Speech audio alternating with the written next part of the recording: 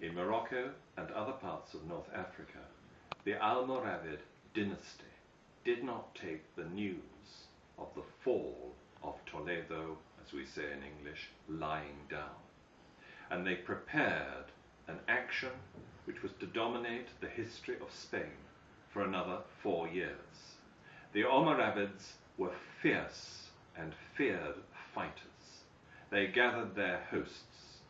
They crossed the Straits of Gibraltar.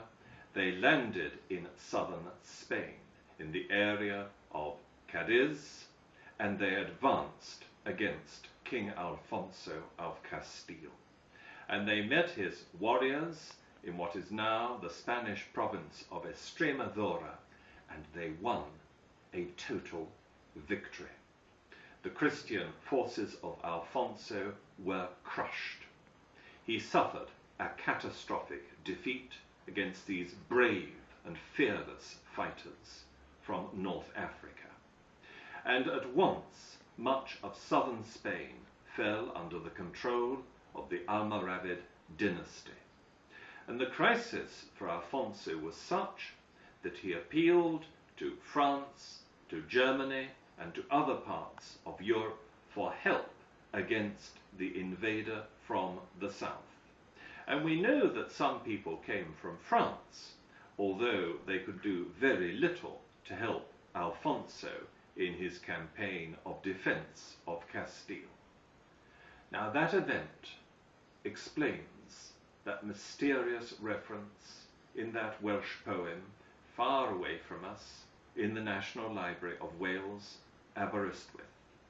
The poem describes rather well those Arab invaders. I want you to imagine them with their horses and their lances and their shields, dressed in their tunics, crossing from Africa into Spain and preparing for victory in battle. It is a dramatic scene, and the echoes of it went on through the rest of Europe, to France, to Germany, to England, and even, I submit to you, to Wales.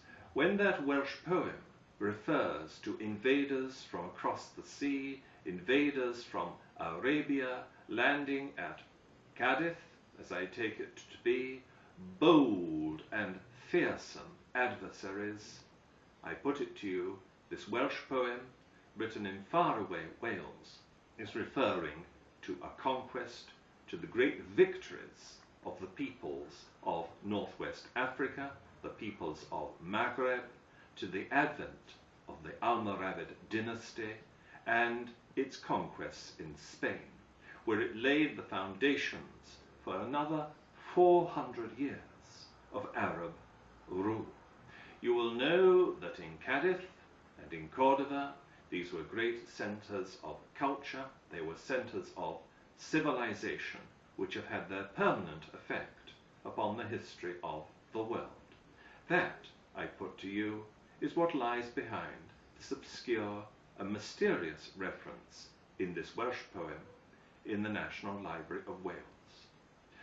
I hope that I have explained to you a difficulty which has puzzled scholars for many years, and have shown to you that the correct explanation will be obtained if we look at the Arab world, at the dynasty of the Almoravids. But I should like to leave you with a more general thought, which I hope applies to all of us in our different studies of past and of the present.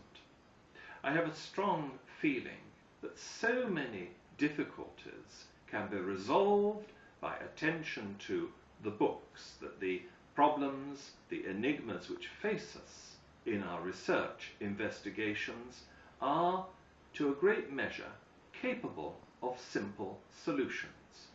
And so I hope what I have been saying to you today about a poem in the Welsh language written nearly 1,000 years ago will give you courage and optimism and confidence in the researches of all of you, whatever they may be, as regards both the world of the past, the world of the present, and, if I may say so, the world of the future, here and in Algiers